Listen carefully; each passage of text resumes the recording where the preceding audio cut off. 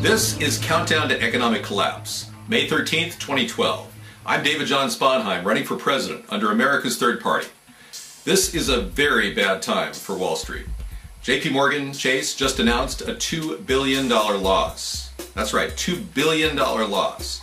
Now here's a company that makes about $19 billion a year. Investment strategies are starting to go belly up. They've taken hedge funds and they've made big mistakes.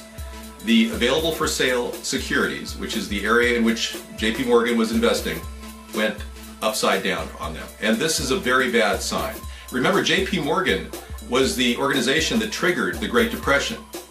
They called in all their margin loans and all of a sudden there was a huge problem back in 1929. But we're seeing this happen at a very critical time. The Financial Stability Oversight Council has not been convened to deal with this issue. Barack Obama has provided no leadership, and like I've said before, he has the same people on the SEC that George Bush had there. We are seeing no major changes from the policies that led us to the 2008 debacle. This is bad. Our country is facing some serious problems. Energy prices are spiking. OPEC is announcing they're not really able to control the price, the barrel of oil, but Saudi Arabia is saying they want $100 per barrel. That's the target price. And they hope to increase production to meet the demand as the coming months and summer always sees more people driving on the highways in the United States. This should ultimately keep the price down. But remember, Barack Obama is still going ahead with the oil embargo against Iran, which is putting a lot of pressure on OPEC. So we are seeing over the entire broad spectrum of things, general meltdowns across the globe. The European disaster is still unfolding. Greece now has a leftist leader who is not agreeing with the fiscal austerity program that Greece was put on in order to finance their debt. You see how this is playing out? The people don't want to make major cuts. The politicians don't want to make major cuts. The two coincide to create a crisis in the economies that are at play. Greece is one of them, Portugal another, Spain, Italy. All of these countries are very, very questionable in terms of their financial stability. Now what happens with the euro will lead to what goes on in America. And America is right now not dealing with the systemic flaws in our economy. We talk about that on every show.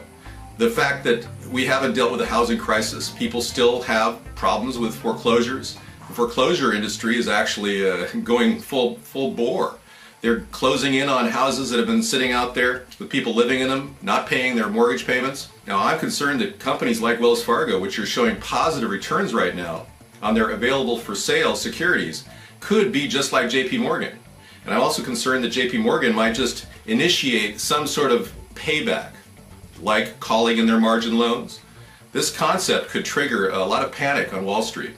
There are very portentous, ominous things ahead with the kind of hedge fund investments that are going on with no restrictions by Washington. There are stores that are emptying their shelves all around the country.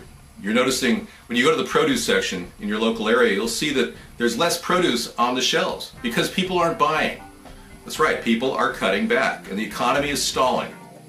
Little indications like that and the malls around the country that are empty or half empty shows that this economy is not rebounding, that we're still very much in the Great Recession, as they call it.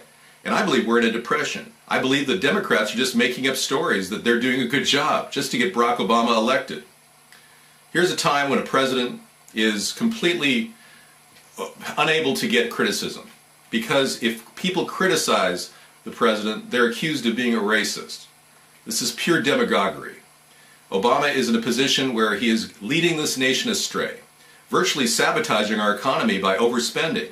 He's overspent $5.5 trillion since he became president. This is beyond the overspending of Congress.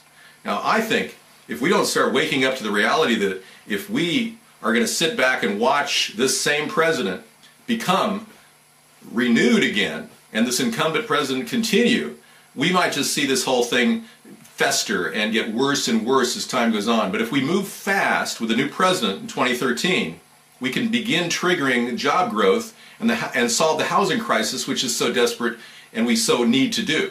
But without a new president, I don't see any change. It's certainly not the change that Barack Obama promises. You know, one of my biggest concerns in our country is young people who graduate from college right now, they're graduating with huge student loans. $1 trillion are sitting out there, just vulnerable. $1 trillion worth of FAFSA loans that are not going to be paid back necessarily. That too will put pressure on the financial sector in this country. If people don't get jobs out of college, they can't finance their student loans. It's that simple. So obviously we need to start creating jobs. And Obama is not committed to creating jobs. He said so himself. He said the government is not responsible for creating jobs.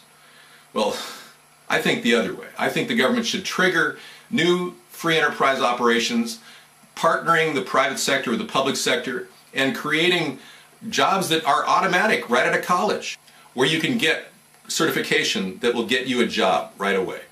This is the kind of plan that we want to put into effect in 2013. Now, if you're as concerned as I am about the future of this country, you probably know that we're not going to get out of the situation we're in with the same old, same old. Barack Obama doesn't have any new ideas. For me, this is a no-brainer.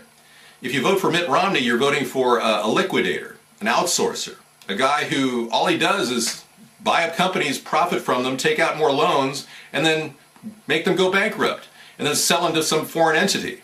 That is the Mitt Romney approach, and that won't help our country. He'll have a wholesale bargain basement discount of our nation's resources. And similarly, if Barack Obama gets another 4 more years, his corporate cronies that get him elected will continue doing what they're doing, which is financing their wealth on the backs of you, the taxpayer. His democratic socialist model is failing. There's no way the working class can hold up the non-working class.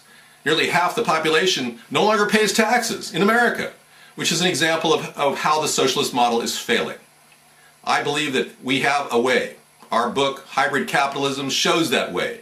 We've got a way in which the government can get a return on investments, which will lower the amount of taxes that you'll have to pay, and will maintain a sustainable future for our entire economy. So if you want to find out more about our economy and talk about these issues directly with me, I do a weekly show from Monday through Friday, 6 to 8 p.m. Pacific on Blog TV. And I urge you to check that out. It's also posted on our main site at americasthirdparty.com. I'm David John Sponheim, and I support this message.